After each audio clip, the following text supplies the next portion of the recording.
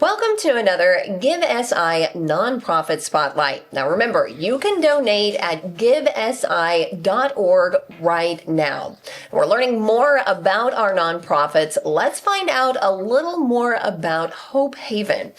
Thank you for coming in today. Appreciate it very much. Now, what we want to do is we want to learn about who you are and then about what Hope Haven is and does. Okay. Appreciate you having us. So again, my name is Lara Shaw. I'm the founder and the executive director of Hope Haven of Southern Illinois. And we are a 501c3 youth-focused nonprofit. We're based out of Harrisburg, but we serve Saline and surrounding counties. So I'm Kristen Parks. I am the newest member of the board, and I come with 15 years of healthcare experience. Lara's got 20 plus years of social work experience and adjacent things. Oh, wow. So together you're the dream team. Yeah. Something. Something. Let's talk about what the organization does as far as who you're having an impact on. Yeah, so basically we're dedicated to empowering youth. We want to reduce trauma. We want to foster resiliency. And we are all volunteer based. So we've just kind of come together and think, how can we do this? What little changes can we make that tend to make a big impact in some of these kiddos' lives?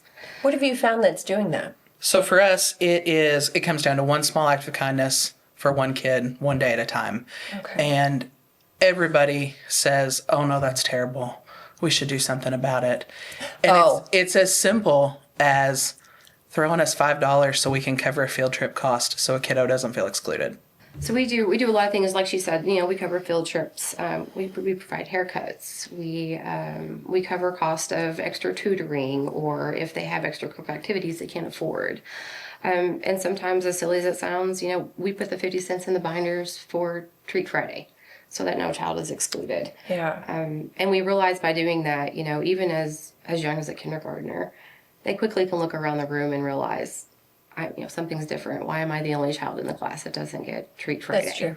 Yeah. So very early we see the kids feel excluded, and they're noticing they're different, or maybe they're feeling alone or left out. And like I said, little things, just as slipping money to the teacher and said, hey, make sure every kid today has a treat. So those are kind of some of the things we do on a smaller scale. Where are your eyeballs in that classroom, in that school? Are you connected with social workers? Are you connected with parents? Are you connected with the students? How does that work? Well, I actually work as a youth-based mental health clinician. So I actually work within about 6 different schools and a couple of our daycares. Okay. But I'm also a parent, so I have children within multiple schools. So I've been doing this for a very long time. So a lot of the teachers will reach out to me with concerns, and even parents. We've seen this, or can you help with this? And Okay. we do what we can to help, and we can't help, then we are able to provide the resources that they need to get those services. For either one of you, is there an instance, because you have been doing this for a little while now, is there an instance that really sticks out in your mind where you're like, that's why we do this? There's so many. And I believe The that. haircut. I believe that. Do the haircut. She knows. Okay. Yeah. I promote haircuts, and it kind of sounds silly, but I've had middle schoolers that are bullied. Bullying is a huge issue, and Yeah. It is. they weren't able to get a haircut, and they were being picked on for that, and it had led to self-harm and even conversation of suicide. Good grief. So we were able to provide a haircut for that child. So as small as that seems to that child, that was huge. And when we're talking about self-harm and suicide at 6th and 7th grade because of bullying for something so to what us might feel insignificant as a haircut, we're able to make a huge impact for that child worth $20. Absolutely. Yeah. And not only did you make an impact for that child, but it had to have dawned on them that someone from the outside was the person who took that action. Cared. That kind Someone of kindness. cared. That's right. Yeah. Somebody from the outside cared enough. Yeah. You guys, I mean, what a tremendous story. And that's one, I'm sure, That's just of one. 1,000 Yeah. that you have. Yeah. Well, let's talk about community dollars, the relationship between your organization and GiveSI and the importance of that. Do you rely on community dollars? Absolutely. Okay. Yeah. We are all volunteer based. We don't get paid for doing this, and most of what we do come out of our own paychecks, our own pockets. So we rely heavily on our community and those that share a passion for children like we do to help make this happen. So we have a community action team, and part of that are people with like Lutheran Social Services and other child advocacy groups. So they reach out to us, and unfortunately, when kids are removed from the home and are going into the foster care system, we can't fix that problem. Right. That's a huge problem, and it's a devastating problem.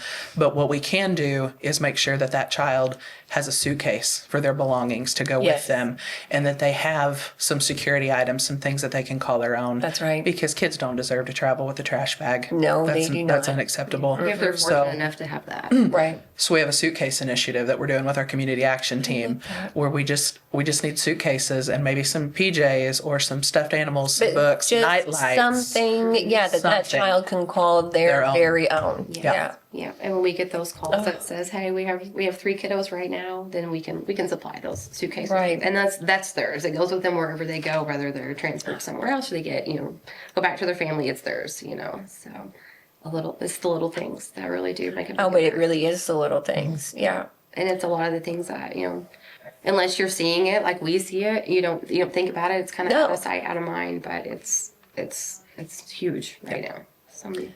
Well, let's talk about Giving Tuesday.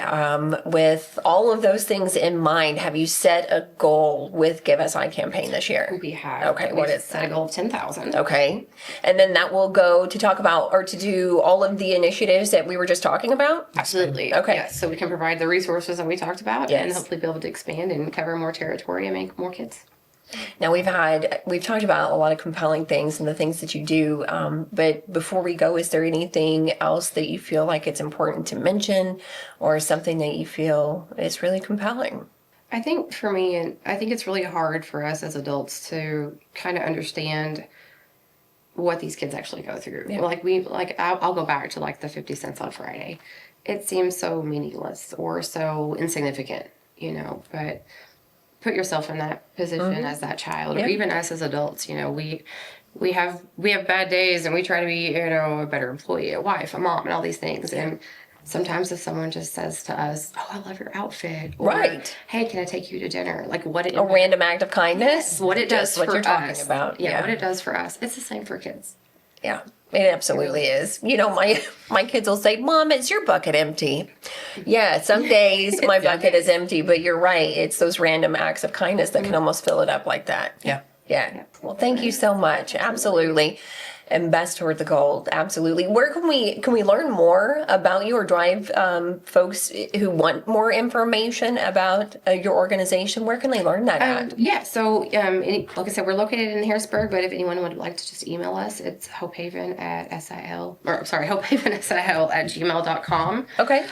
Or we also have a Facebook page with a lot of our initiatives on there if anyone would like to reach out. Hope Haven is Southern Illinois. Yep. All right. Fantastic. All right. Yeah. Thank you Thank you so having us. much. Appreciate Of course. Now, for more information, of course, you can always go to givesi.org, and that's where you can donate and you can support the many nonprofits and vital services across our community.